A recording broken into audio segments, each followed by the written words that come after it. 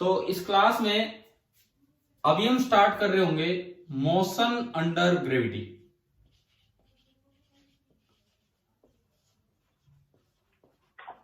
Motion under gravity एक हमारी assumption रहेगी इस चैप्टर में कि जो g की वैल्यू है acceleration due to gravity that is constant. एक हमारी अजम्पशन ये रहेगी कि जो g की वैल्यू है acceleration due to gravity this is constant. किस लिए? पूरे मोशन के दौरान। जब आप ग्रेविटेशन वाले चैप्टर में जाओगे या 9th में भी आपने पढ़ा होगा कि कुछ हाइट पे जाते हैं तो जी चेंज हो जाता है, धरती के नीचे कुछ डेप्थ पे जाते हैं तो जी चेंज हो जाता है।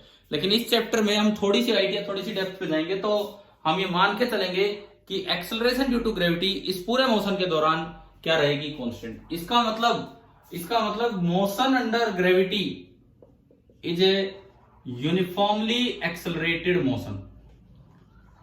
इसका यह मतलब हुआ कि जो मोशन अंडर ग्रेविटी होगा that will be uniformly accelerated motion. ये एक यूनिफॉर्मली एक्सेलरेटेड मोशन की कैटेगरी में आएगा और वो सारी इक्वेशंस आपकी वैलिड होंगी। S is equal to u t plus half a t square, उस तरह की इक्वेशंस। देखिए अब मैं इसमें कुछ केसेस लेता हूं। Case first, dropped from a height. आपने कोई पार्टिकल लिया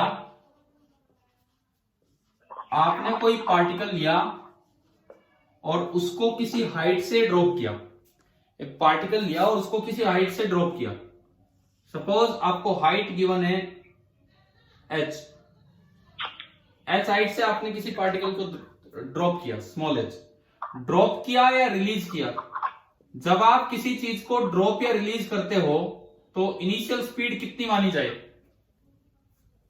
0। दरअसल जब आप किसी चीज को ड्रॉप या रिलीज करते हो तो जो आपके हाथ की स्पीड है वही इनिशियल मानी जाएगी, और अगर आप खुद रेस्ट पे हो तो इसका मतलब उसकी इनिशियल स्पीड होगी है 0। अब ये नीचे आया, मान लो t इक्वल टू 0 पे आपने इसको ड्रॉप किया।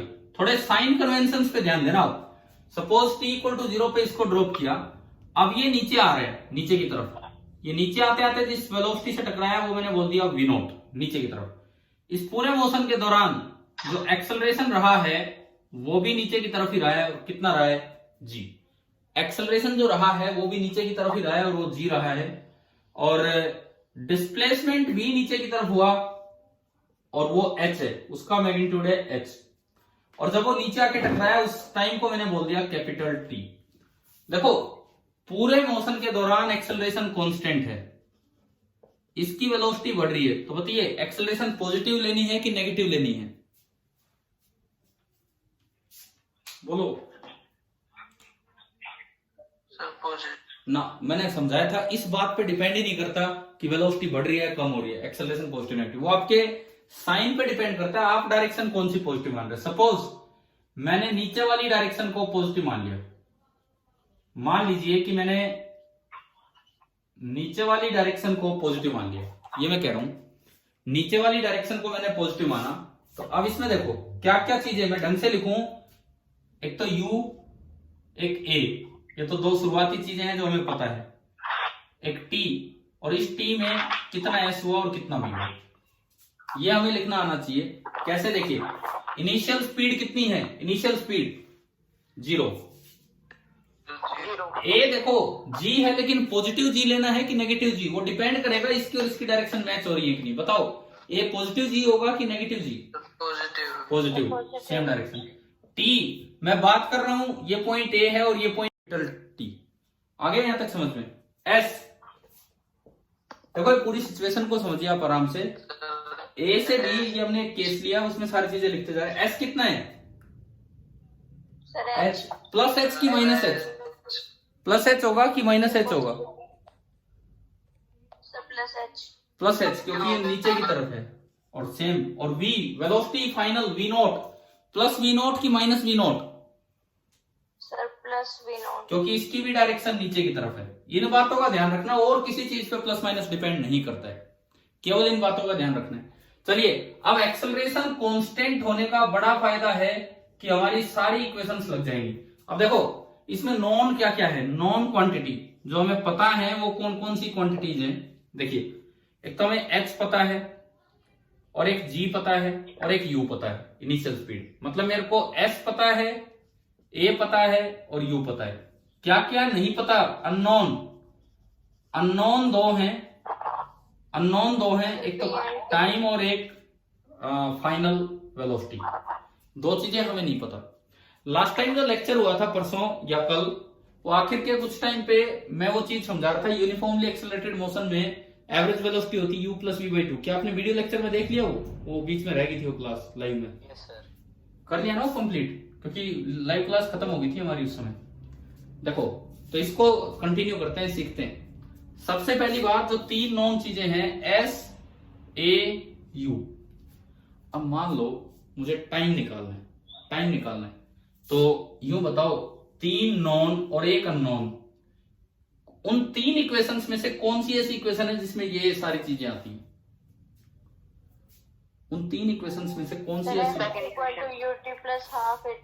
Is equal to u t plus half into a into t square, ये इक्वेशन है। s is equal to u t plus half a t square. आपने वैल्यू रखी, s की value h, u t zero, s की value h, u t zero plus half, a की value plus g है और t की जगह capital T। तो मेरे पास पहला फॉर्मूला आ गया कि अगर आप किसी को h हाइट ऊपर से ड्रॉप करेंगे तो कितनी देर बाद वो ग्राउंड पे पहुंचेगा, अंडर रूट 2h बाई जी। इसमें एक अजम्पशन है कि बहुत ज्यादा हाइट से आपने ड्रॉप नहीं किया कि कई किलोमीटर ऊपर चले गए, क्योंकि कई किलोमीटर ऊपर चले गए तो जी कांस्टेंट नहीं ले पाएगा, और ये इक्वेशंस तो कांस्टेंट एक्सेलरेशन की इक्वेशन है। तो इस चैप्टर में तो मान के चलेंगे कि जी कांस्टेंट है। आप बताओ पहला फॉर्मूला आ गया समझ में? फॉर्मूला क्या चाहिए, ऐसे निकाल लो आप कि नीचे आने का जो टाइम लेता है ये particle, that will be under root of 2h by g. Clear है फर्स्ट वाला? ठीक है। अब दूसरी चीज, वेलोसिटी निकाले कि फाइनल वेलोसिटी क्या होगी। अब देखो इसको हटाओ, यू ए एस पता है और v निकालना है। कौन सी ऐसी इक्वेशन है जिसमें ये क्वांटिटीज आती हैं? हाँ, तो हमने इक्वेशन लगाई v square minus u square is equal to 2as।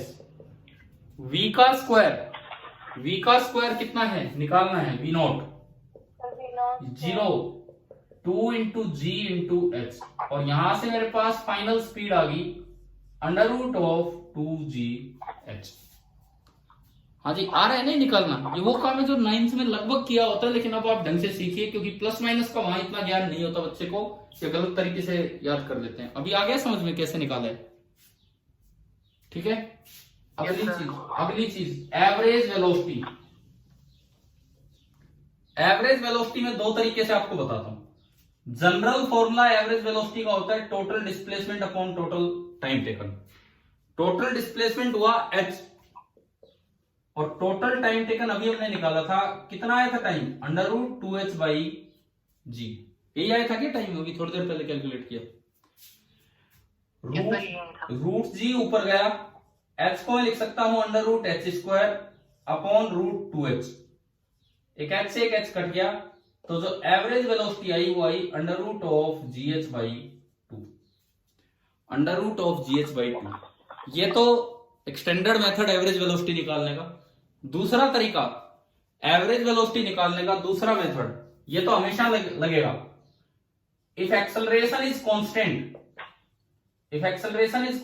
तो मैंने कल वीडियो के एंड में आपको बताया था कि average v is equal to u plus v by 2, है ना भाई? ध्यान है ये लीनियर रिलेशन। तो ये तभी लगेगा क्योंकि g कांस्टेंट है, u है जीरो, v आपने निकाला था अंडर रूट 2gh आया था, v अभी निकाला था v नॉट, वो आया था under root 2gh divided by 2। 2 को अंडर रूट के अंदर ले जाओगे तो 4 बन के जाएगा, और एक 4 से 2 कटेगा, और देखो यही आंसर आ गया। तो आप बताइए कि आपको इस सिंपल केस में सारी चीजें निकालनी आ गई है कि नहीं, कैसे एवरेज वेलोसिटी निकालते हैं, ये सब बातें। ठीक है, ये हमारा पहला केस है मोशन अंडर ग्रेविटी का, जब आपने किसी चीज को ऊपर से ड्रॉप किया है। हमें पता लगा कि जो टाइम ऑफ फ्लाइट होगा वो अंडर रूट 2h बाई जी, और टाइम ऑफ फ्लाइट मतलब कितनी देर में वो नीचे आया, अंडर रूट 2h बाई जी, और जो फाइनल वेलोसिटी होगी टक्कर के वक्त that is under root 2gh। अब मैं चलता हूं दूसरे केस पे कि आप जमीन से, ग्राउंड से किसी चीज को ऊपर थ्रो कर रहे हैं। अब मैं सेकेंड केस पे चल रहा हूं। An object is throne vertically upward. An object is thrown vertically upward from ground. Ground से आपने किसी चीज को ऊपर की तरफ थ्रो किया तो इसमें क्या होगा, अब ये देखते हैं।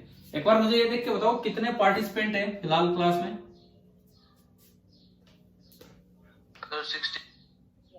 16। मतलब स्टूडेंट 15 है, मुझे छोड़ के स्टूडेंट 15 ही है। 3 है सर। कितने हैं?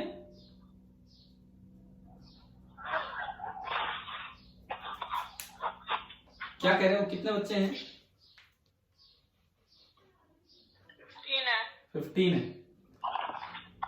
वैसे आपकी क्लास में स्टूडेंट है कितने? सर 20 या 21 आते हैं। सभी क्लासेज में या ओनली फिजिक्स की क्लास में?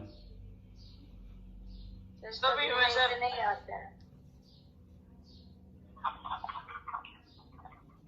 देखिए, initial velocity the u not, u not velocity से इसे थ्रो किया। इस बार हमें हाइट नहीं पता, पिछली बार हमें पता था कि हम कितनी ऊंचाई से थ्रो कर रहे हैं। इस बार हमें हाइट नहीं पता कि भाई कहां तक ये है, कितनी हाइट तक ये पहुंचा उसे मैंने h मान लिया। h is the maximum height reached, कि कितना ऊपर तक ये जा पहुंचे। जहां तक भी पहुंचेगा वहां रुक के स्पीड कितनी होगी? 0, तभी तो वापस आएगा। ये a है, ये पॉइंट b है इस बार। अब देखो a से b, अब फिर से वही बात है कि डिपेंड करता है कि आप कौन सी डायरेक्शन पॉजिटिव मानते हो। सपोज मैंने ऊपर वाली डायरेक्शन को पॉजिटिव मान लिया, मैंने ऊपर वाली डायरेक्शन को पॉजिटिव मान लिया। अब आप कुछ चीजें लिखवाओ a टू b के लिए। a टू b अगर आप देखते हैं तो कुछ चीजें आप लिखवाएंगे a टू b के लिए। सबसे पहली बात u a, फिर t, फिर s और फिर b, यही 5 चीजें जो पिछली बार थी। u बताओ कितना है इस बार इस डायग्राम को देखते हुए? पॉजिटिव। पॉजिटिव कितना? u नॉट, क्योंकि ऊपर वाली डायरेक्शन पॉजिटिव मानी। एक्सेलरेशन कितना है? माइनस जी होने का कारण ये नहीं है कि स्पीड कम हो रही है, माइनस जी होने का कारण ये है कि आपने ऊपर डायरेक्शन पॉजिटिव मानी है और जो एक्सेलरेशन है वो हमेशा वर्टिकली डाउनवर्ड होगा। तो this is minus g. Time देखो, ये आधा टाइम लगेगा यहां से यहां जाने में, इसे बोलते हैं टाइम ऑफ एसेंट। मान लो मैं इसे बोलता हूं t a stands for ascent, मतलब टाइम ऑफ एसेंट मतलब ऊपर जाने का टाइम। पिछली बार जो टी था उसे बोला time of flight, total time. अब ये है टाइम ऑफ एसेंट। देखो टाइम ऑफ एसेंट कितना होगा, कितना टी ए हमने बोल दिया। डिस्प्लेसमेंट बताओ कितना है इस बार इस डायग्राम को देखते हुए? प्लस एच की माइनस एच? प्लस एच की माइनस एच, क्योंकि ऊपर की तरफ डिस्प्लेसमेंट हुआ है, ऊपर ही ये है। फाइनल वेलोसिटी कितनी? 0। फाइनल वेलोसिटी है आपकी 0। अब देखो इसमें एक चीज, नॉन क्या क्या है? u पता है, हमें पता है हमने कितनी स्पीड से थ्रो किया, a पता है और बस एक ये पता है। अननोन क्या क्या है? एक ये नहीं पता और एक ये नहीं पता। अब आप खुद सोचो, पहले मैं t निकालता हूं, टी ए। तो नॉन तो है u a और v, और t निकालना। कौन सी इक्वेशन है जो u a v और t में होती है? Sir v is equal to u plus at। हाँ, अब ऐसे ही तो आइडिया लगाना है, v is equal to u plus at। ये इक्वेशन इसलिए लग रही है क्योंकि एक्सेलरेशन कांस्टेंट है। v is equal to u plus at, ये इक्वेशन इसलिए लग रही है क्योंकि एक्सेलरेशन कांस्टेंट है। अब देखिए v 0 हमने पुट किया इसमें, v 0, u है u नॉट, a माइनस जी और टाइम टी ए। तो ऊपर पहुंचने का जो टाइम है, ऊपर पहुंचने का नहीं मतलब यहां तक पहुंचने का जो टाइम है, कितना आ गया? u नॉट बाई जी। ये आपका टाइम ऑफ एसेंट निकल के आ गया u नॉट बाई जी। पहली चीज हुई। h कैसे निकालूं? अब इसको हटाओ। देखो मुझे u पता है, a पता है, v पता है और s निकालना है। कौन सी इक्वेशन है जो s निकलवाएगी यहां से? बोलो बोलो। v square minus v is equal to 2as। v square minus u square is equal to 2as। अब बताओ यार, पहचानना आ रहा है कि कैसे हमें इक्वेशन जस्टिफाई करनी भी कौन सी लगानी होगी?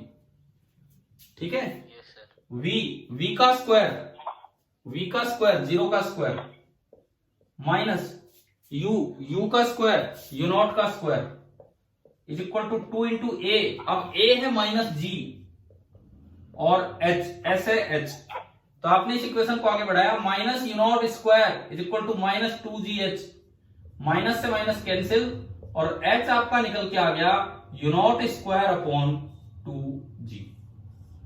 ये आपका h निकल के आ गया you naught square upon 2g। हाँ जी, समझ में आया जी ये कैसे निकाला हमने?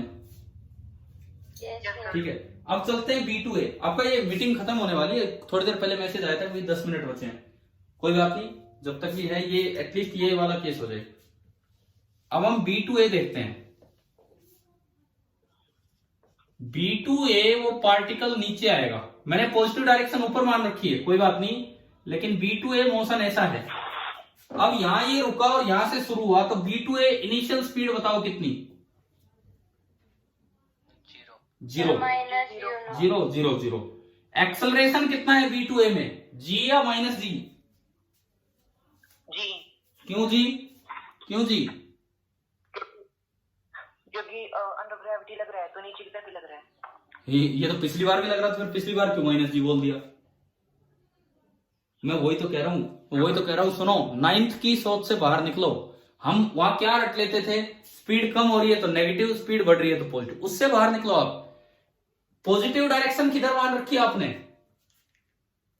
Sir, ऊपर. ऊपर। और एक्सेलरेशन ड्यू टू ग्रेविटी किधर है? नीचे। तो ए कितना बोलना होगा? Minus. माइनस जी। उन चीजों को छोड़ो जो पीछे की दिमाग में, क्लियर है ना? Yes sir. अब बोलो, इसके बाद हम लिखते थे टी, टाइम उतरने का मैं बोलता हूं टीडी। टीडी मैंने बोला कि टाइम ऑफ डिसेंट, कि ऊपर से नीचे आने का जो टाइम है, टाइम ऑफ डिसेंट, उतरने का टाइम। डिस्प्लेसमेंट कितना होगा इस बार?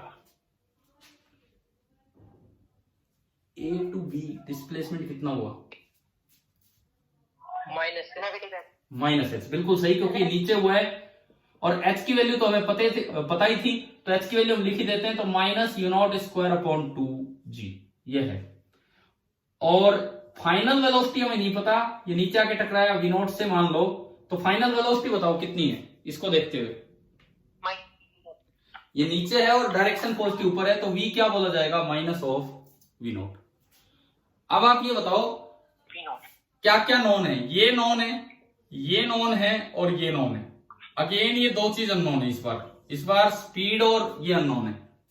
तो सबसे पहले मैं टाइम निकालूं, ए यू और एस पता है, टी निकालना है। कौन सी equation? S is equal to u. ut plus half a Half a t t. Square with sign आप पुट करेंगे, कोई माइनस प्लस की दिक्कत नहीं आएगी, सब कट जाएगा और आप खुद सोल्व करेंगे भाई इस क्लास के बाद। और टी डी भी उतना ही आएगा जो पीछे आया था, u naught by g. Time of ascent आया था u naught by g, time of descent भी उतर के आएगा यू नॉट बाई जी। करेंगे ना ये काम अभी, वैल्यू यहां से पुट करके अपने आप इस क्लास के बाद, Yes, sir. ठीक है? यू नॉट बाई जी। अच्छा, अब दूसरी चीज ये आ जाएगा, दूसरी चीज टी तो आ गया। Final velocity v naught, u a और एस पता है, वी नॉट निकालना है। कौन सी इक्वेशन लगाएंगे? ये वाली। हाँ, फिर दोबारा जब आप लगाएंगे तो आप खुद देखेंगे कि आपका आंसर आएगा वी नॉट बराबर यू नॉट। आप खुद देखेंगे कि आपका ये आंसर आएगा वी नॉट बराबर यू नॉट। अभी करेंगे आप ये काम इस क्लास के जस्ट बाद, ठीक है? और यहां एक और चीज, टाइम ऑफ फ्लाइट अगर पूछा जाए, टाइम ऑफ फ्लाइट, तो T A plus D D और वो आपका हो जाएगा 2 यू नॉट बाई जी। ये मोशन अंडर ग्रेविटी की शुरुआत है, बाकी तो क्वेश्चन में हम सीख रहे होंगे। आप बताओ ये दोनों केसेस आपको समझ में आए कि नहीं आए मोशन अंडर ग्रेविटी के? Yes, sir. ठीक है, ठीक है। तो इस क्लास में अभी तो इतना ही बहुत है।